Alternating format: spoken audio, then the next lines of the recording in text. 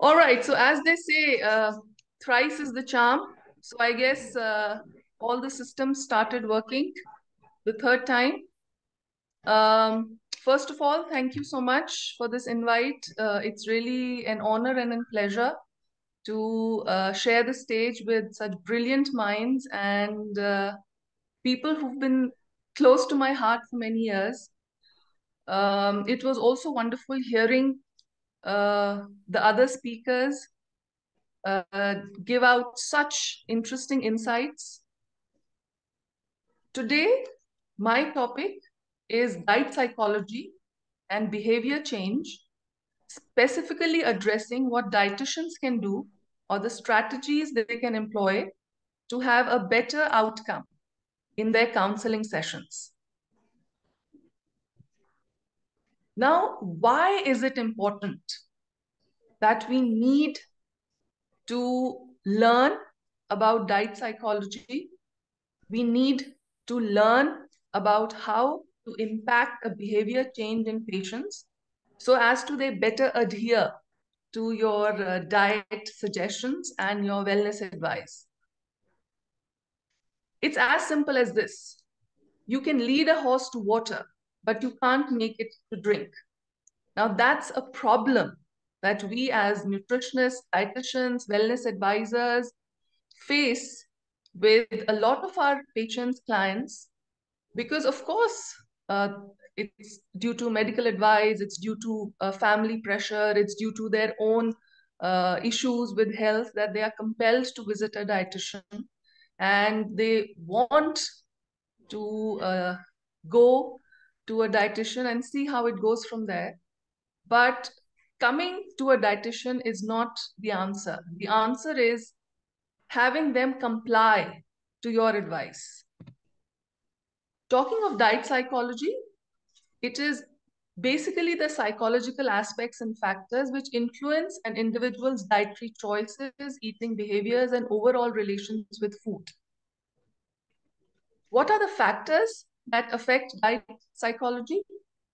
Food preferences and cravings, what you're used to as a person, the foods that you like, the physiological cravings that you might have that translate into dietary cravings, your emotional eating, whether you are a mindful eater, whether you suffer from any eating disorders, whether you have a body image issue. Cognitive factors play a very crucial role in deciding how, when, what you would eat. Your social and environmental influences, and your personal nature as to whether you have a strong willpower, whether you are really motivated, and whether you have set a goal in your diet journey. What is behavior change? Now, behavior, we all know, is something that we exhibit to the outside world. Behavior is your response to a certain circumstance, a certain emotion, a certain person. Now, behavior change is the process by which individuals can model their actions, habits, or patterns in order to achieve a desired outcome or goal. Due to the paucity of time, I mean, there's so much to talk about, but we have a limited amount of time. So therefore, I would be concentrating on these three models of behavior change. The trans-theoretical model, the health belief model, and the social cognitive theory. Now, the TTM, also called the trans-theoretical model, is also known as the stages of change model. Now, this was developed many years back, but it's still relevant because it helps us, nutritional psychologists, psychiatric students, to guide the process of intentional behavior change. It can be used in health-related behaviors like, let's say, quitting smoking, adopting a healthier diet, or increasing physical activity. Now, these are all very, very common issues that we as dietitians in any setting, be it the hospital, be it the private clinic, be it a personalized nutrition counselor, we face every day. And therefore, for us to understand how to create a far greater impact through our counseling in order to understand the psyche of the patient becomes very important. The trans theoretical model, or the TTM, is comprised of these stages. First is pre-contemplation, wherein the person, the patient, actually is pre-contemplating or is pre-thinking whether they want to execute that change in their life, whether they want to make that meaningful change. The second is contemplation, thinking around the idea of approaching somebody in order to make that change. The third is preparation, wherein they are educated, wherein they approach somebody for guidance, wherein they are actually preparing to make that change in their behavior towards a healthier lifestyle, a healthier body, or changing a disease condition towards better. The fourth is action. Refer to the first slide wherein I said it's easy to take the horse to the water, but you can't make it to drink. This is the point where, through your understanding of diet psychology, you can make the horse drink water. And that is the action that I'm talking about. Once the action has been executed, it becomes kind of a routine, a habit. It is very important that you maintain that behavior change in your lifestyle. And at all of these stages, the action, the maintenance, the intervention of the dietitian is very important. And then we have to be very, very careful and cognizant of the fact that there might be chances of a relapse, wherein the client or the patient can go back to the pre-behavioral change stage. And again, it's back to square one. The second model that we should know about is the health belief model. It was also developed many, many years back, but is still relevant today. And this actually appears to the core of the client. And if you can understand where the thought process or the health belief of the client is coming from, you can effect a far greater change in the patient. Now, what is this health belief model? This underlines the fact that the patients or the clients they have an understanding, or they believe that they are susceptible to a particular health problem or condition. Second, you have them understand that the health problem might have serious consequences for their well-being, and therefore they need to execute the change. Taking a specific action will reduce the susceptibility, and the benefits of taking the action outweigh the costs or barriers associated with it. Now, this is kind of a motivational and inspirational model to effect change in your patient. You have to make them believe that the health problem that they have or might be predisposed to can be rectified, they can become well if they follow your directions, if they take certain actions based on your advice. The third model is the social cognitive theory. Now, this is a broader framework, and it is based on the past experiences that the client or the patient has had in their social, environmental surroundings, how their thinking process has evolved given the various experiences they have gone through. And here, it becomes very important that we understand the concept of self-efficacy. Self-efficacy is the belief that a person has the capability, has the power to effect change.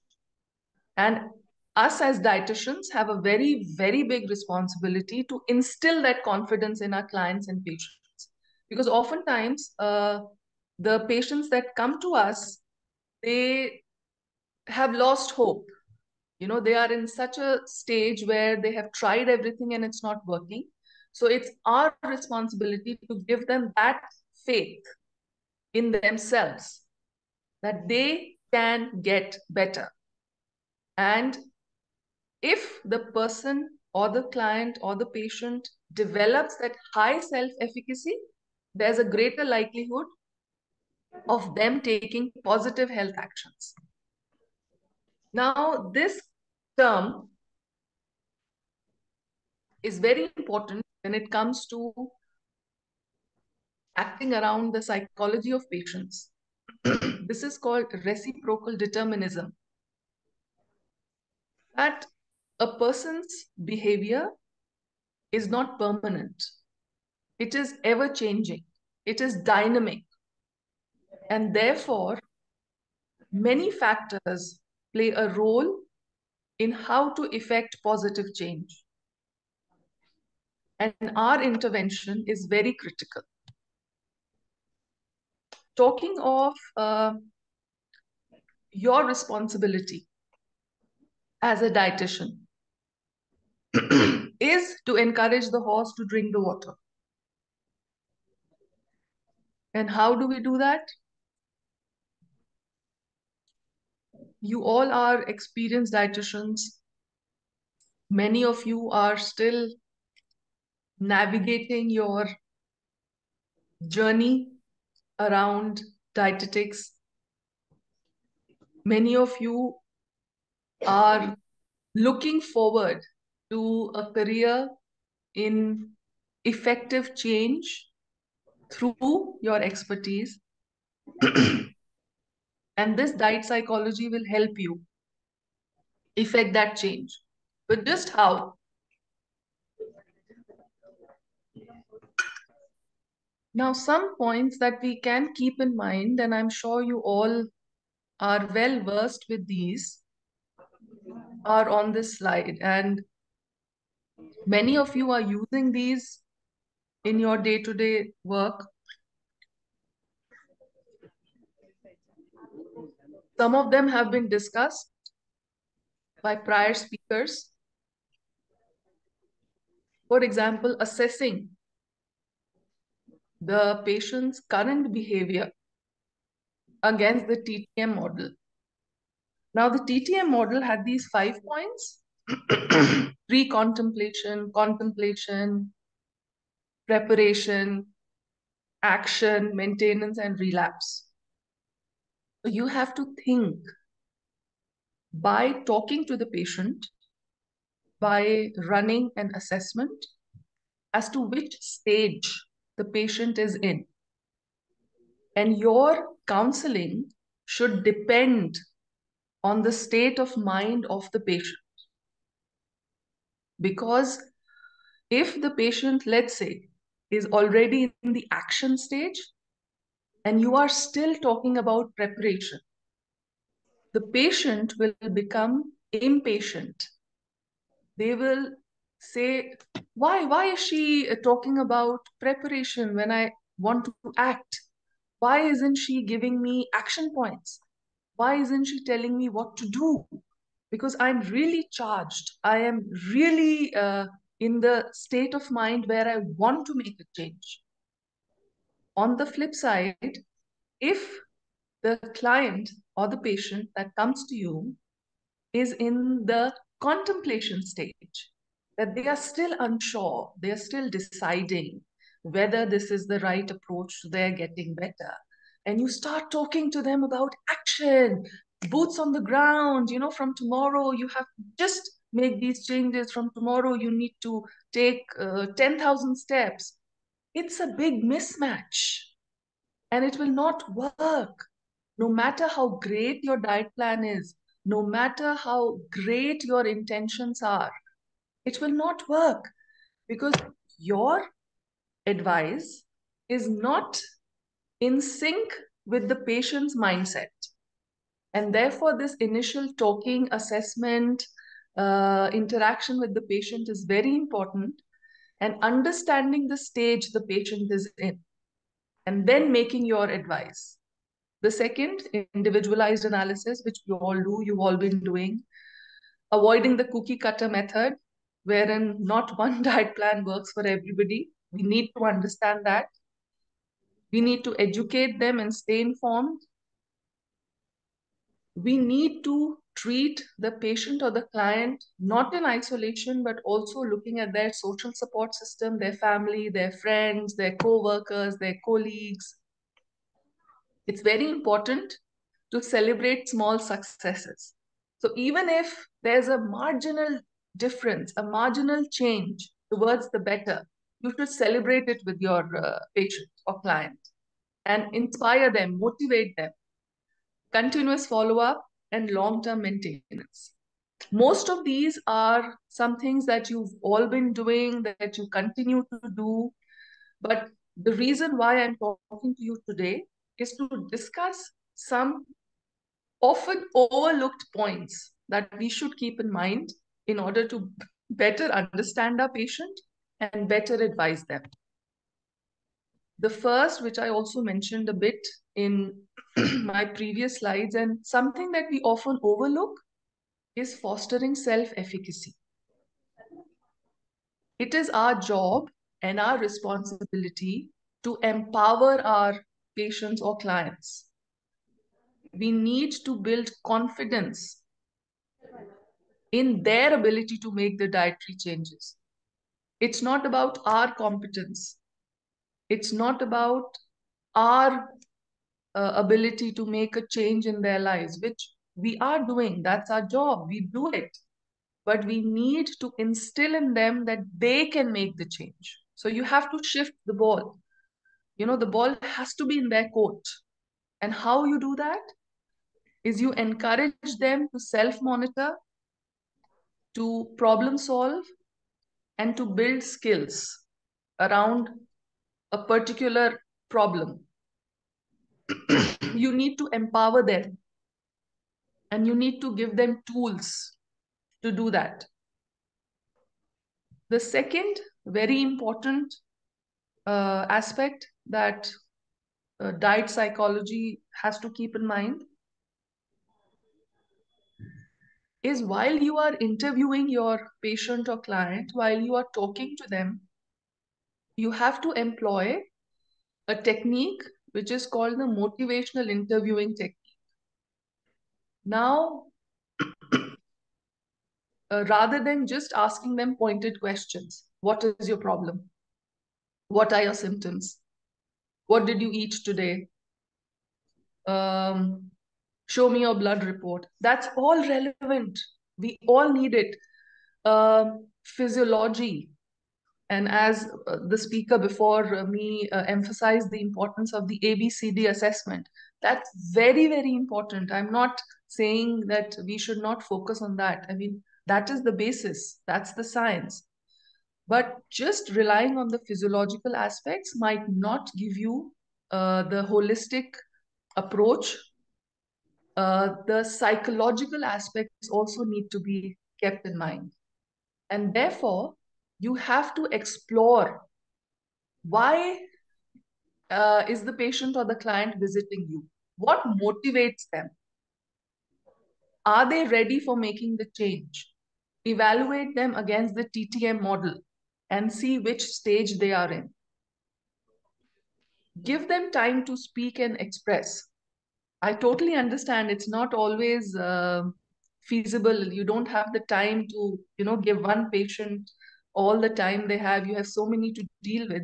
But still, just try to listen actively, express empathy, and then together as a team, guide the patient towards setting their own goals. They should be the ones who should be giving you ideas as to how they can incorporate that change into their lifestyle rather than you just telling them, do this, do this, do this. No one likes that. No one wants to be told all the time what to do. But if through your motivational interviewing, the desire or the change comes from them, they will do it. Just try it for once. Now, this is very important. You have to identify triggers and barriers. In behavior change, triggers and barriers are extremely important and critical, because in order for cultivating healthy habits or cultivating a lifestyle of change, we have to identify what makes the patient or client encouraged to do or make a change. What are the triggers? What makes them happy? What makes them want to do the change? And what are some barriers that stop them from making those changes? Once you identify your client against this perspective, you are in a better position to develop strategies. Now, this is a term that you must have come across many times over the course of the recent years. Everyone's talking about mindful eating. And I think we as Indians know mindful eating. We use our hands to eat, and there's been this whole science around when you use your hands, there's a better chance of you not overeating. You are better connected to food. It is our culture to sit together and eat rather than watching TV and eat. So all these techniques, all these traditional knowledges that have been passed down to us have to be educated to the client. The clients have to be taught about why it's important to pay close attention to the sensory experience of eating, wherein you enjoy what you're eating rather than just fill up your mouth and it's done. You have to enjoy the process of Very eating. sorry to interrupt you, Avantina. Lovely session, but we're actually running out of time. So if you could Sure, just, write it up. sure. Yeah. Okay. The last is relapse prevention, wherein you need to develop a strategy so that the patient doesn't run into relapse. Uh, so this is the last slide, that the greatest wealth is health, and we need to emphasize the importance of this to our patients and clients and understand them better in order to effect change. That's it from me.